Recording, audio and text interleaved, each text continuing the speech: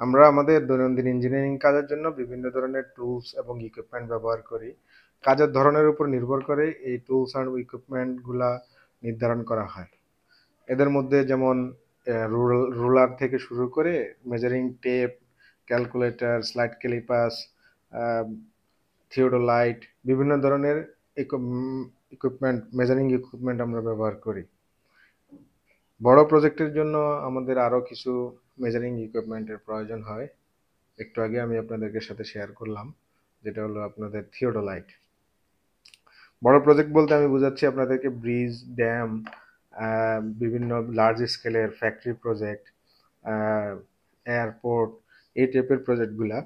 এই প্রজেক্টগুলোতে আমরা আসলে মেজারিং এর ক্ষেত্রে একটু বিড়ম্বনায় পড়তে হয়। ছোট ইকুইপমেন্ট বা কনভেনশনাল মেজারিং টেপ দিয়ে তো আর এই প্রজেক্টগুলো আসলে করা সম্ভব না। তো সেক্ষেত্রে আমরা আমাদের একটা রিনাউন্ড, খুবই পরিচিত ডিভাইস যেটা আমরা ইউজ করি সেটা হলো থিওডোলাইট। থিওডোলাইট এখন আরো অ্যাডভান্সড। বিভিন্ন ধরনের থিওডোলাইটের মধ্যে আমরা এখন অ্যাঙ্গেল থেকে শুরু করে ডিস্টেন্স মেজার পর্যন্ত করতে পারি।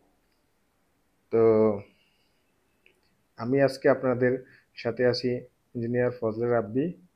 আমি একজন প্রফেশনাল সিভিল ইঞ্জিনিয়ার।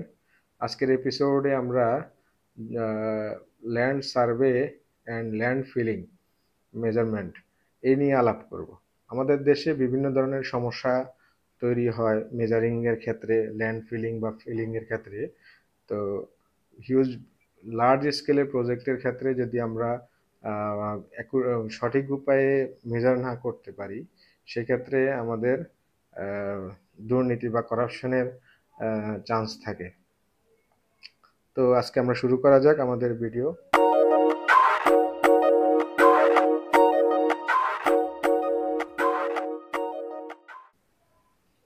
আমাদের ভিডিওটি আজকে স্পন্সর করছে প্ল্যানেট ডিজাইন অ্যান্ড বিল্ড। তারা বিভিন্ন ধরনের কনস্ট্রাকশন এবং ইন্টেরিয়র প্রজেক্টগুলো করে থাকে। তাদের কাছ থেকে আপনারা ডিজাইন থেকে শুরু করে কনস্ট্রাকশন যাবতীয় সব ধরনের হেল্পই পাবেন, ইঞ্জিনিয়ারিং সাপোর্ট পাবেন। তো আমরা আমাদের টপিকে ফেরত আসি। এনশিয়েন্ট টাইম থেকেই আসলে প্রাচীনকাল থেকেই আমাদের পৃথিবীতে বা আমাদের দেশেও, এই সাবকন্টিনেন্টেও আমাদের সার্ভের প্রচলনটা আছে। যেমন great Indian topographical survey. Great Indian topographical survey 70 বছর ধরে এই সার্ভেটা সম্পন্ন করা হয়। তো এই সার্ভের একটা কপি আপনারা এখন দেখতে পাচ্ছেন। আর যেমন তাজমহল, বাদশাহ শাহজাহান যখন সেই তাজমহলটা তৈরি করে, আপনারা কিছু টপ ভিউটা দেখলে বুঝবেন যে এই টপ ভিউতে সে কি কতটা প্রিসাইজ ভাবে আসলে আপনার লেআউটটা দাঁড় করাইছে। অ্যাকুরেট, দেখলে খুবই অ্যাকুরেট মনে হয়। তো তখন থেকেই এই সার্ভের প্রচলনটা আছে। ডে বাই ডে এই সার্ভেটা আসলে এনহ্যান্সড হয়ে খুবই প্রিসাইজ এবং খুবই কম্প্যাক্ট আকারে করা যাচ্ছে এখন। তো এই সার্ভেটার মাধ্যমে আমরা আসলে আমাদের প্রজেক্টগুলার অ্যালাইনমেন্ট থেকে শুরু করে লেআউট, সব ধরনের লেআউটে করে থাকি। তো আজকের বিষয় হলো আমাদেরকে ল্যান্ড ফিলিং এর বিষয়, যে ল্যান্ড ফিলিং কিভাবে আমরা আসলে সঠিক উপায়ে মেজার করতে পারি। লার্জ স্কেলের ক্ষেত্রে ল্যান্ড ফিলিংটা আরও সঠিক হইতে হয়, কারণ এখানে বিন্দুমাত্র এরর থাকলেই সেটা আসলে ভলিউমটা বা সেটার মেজারমেন্টের ইফেক্টটা অনেক বড় একটা আর্থিক অসামঞ্জস্যতা তৈরি করবে। বিভিন্ন ধরনের মেজারমেন্ট আমাদের দেশে প্রচলন আছে। যেমন আপনার যেমন গাড়ি মেপে মেজারমেন্ট করা হয়, বা বোটে আসলে বোট মেপে মেজারমেন্ট করা হয়, বা বিভিন্ন ধরনের ওয়াটার লেভেলার মেশিন দিয়ে, water conventional pipe water level machine দিয়ে বিভিন্ন জায়গায় মার্কিং করে রেখে তারপরে মেজারমেন্ট করা হয়। বাট আপনি যখন অনেক বড় একটা জমি বা অনেক বড় একটা ল্যান্ড সার্ভে করবেন, তখন এখানে অনেক ধরনের উঁচু নিচু সারফেস থাকে, যে উম, কোথায় কতটুকু বালি লাগবে বা কাটবে, সেই জিনিসটা আসলে বোঝা যাওয়ার জন্য এই কনভেনশনাল মেথডগুলো আসলে সঠিক নয়। যেমন আমাদের দেশে আসলে বালি তো ভরাট করা হয় বিভিন্নভাবে, যেমন ট্রাকের মাধ্যমে উম, বালি এনে প্রজেক্টে ভরাট করা হয়, বা ড্রেজারের মাধ্যমে ড্রেজিং করে ভরাট করা হয়। তবে এখানে কিছু কম্প্যাকশন রেশিও জড়িত আছে। যেমন আমাদের দেশে যেমন ট্রাকে যে মেজারমেন্টগুলো করা হয়, সেক্ষেত্রে ট্রাকের মেজারমেন্টটা সঠিক উপায়ে করা হচ্ছে কিনা, সেটা একটা বিষয়। আর কম্প্যাকশন ভলিউম একটা ব্যাপার আছে, আমরা ধরি অবশ্য ক্যালকুলেশন করা হয় কম্প্যাকশন কম্প্যাকশন ফ্যাক্টর দিয়ে মাল্টিপ্লিকেশন করে সেটাকে বাল্ক ভলিউমে নিয়ে যাওয়া হয়। তো এই কম্প্যাকশন ফ্যাক্টর নিয়েও অনেক ধরনের আসলে কন্ট্রোভার্সি আছে। সেটা আজকের দিনের আলোচনার বিষয় না। আজকের দিনে আমরা আলোচনা করি যে আম, কিভাবে আসলে টপোগ্রাফিক্যাল সার্ভেটা করি। আমরা সাধারণত এখন আমরা আসলে থিওডোলাইট ইউজ করি। থিওডোলাইটের মাধ্যমে যদি আমরা একটা জমির পুরা এক্সিস্টিং, যেটাকে আমরা বলি সিনারিও, এক্সিস্টিং সার্ভেটা যদি আমরা করে রাখি, যে এখানে আসলে কোথায় গর্ত, কোথায় উঁচু, কোথায় নিচু, কোথায় পুকুর, কোথায় খাল বিল নদী নালা আছে, এই জিনিসগুলোকে যদি আমরা পুরো এরিয়াটাকে আসলে প্লট করে নিয়ে আসি, আমাদের আসলে আরেকটা জিনিসও দরকার হয়, যে আমার লিগ্যাল বাউন্ডারি যে আছে, লিগ্যাল বাউন্ডারির ভিতরেই কি এই ইয়াগুলা লিগ্যাল আমার জমি ভরাট হচ্ছে কিনা, সেটা একটা বিষয় আছে। তো লিগ্যাল বাউন্ডারির ক্ষেত্রেও সেই করতে গেলে আমাদের সার্ভের বিষয়টা চলে আসে।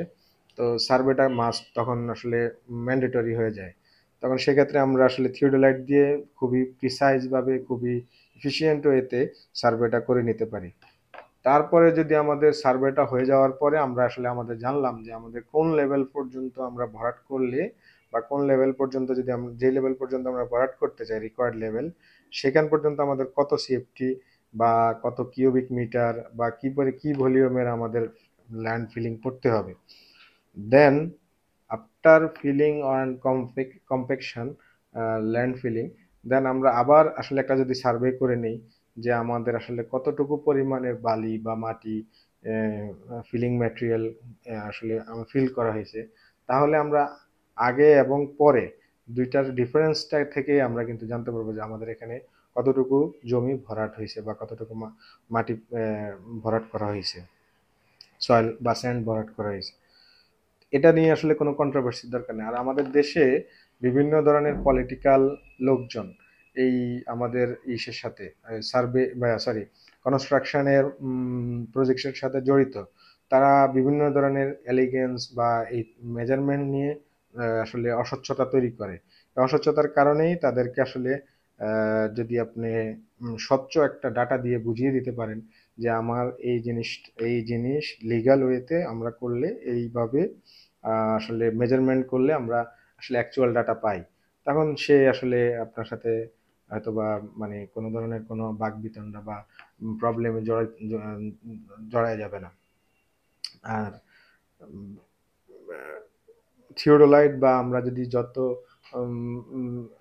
মেজারিং টুল, অ্যাডভান্স মেজারিং টুল ইউজ করব, আমাদের আসলে ডাটাগুলো এফিসিয়েন্ট ওয়েতেই আসবে। আর আরেকটা বিষয় লক্ষ্য করার মতো সেটা হলো যে থিওডোলাইট দিয়ে আমরা যেই মেজারগুলো নেই, যত বেশি পয়েন্ট মেজার করা যায়, আম, মানে আমি বলতে চাচ্ছি যে মেজারিং পয়েন্ট ওই ল্যান্ড এরিয়াতে যত বেশি করা যাবে, আপনার ডাটার প্রিসাইসনেস তত বেশি অ্যাকুরেট হবে।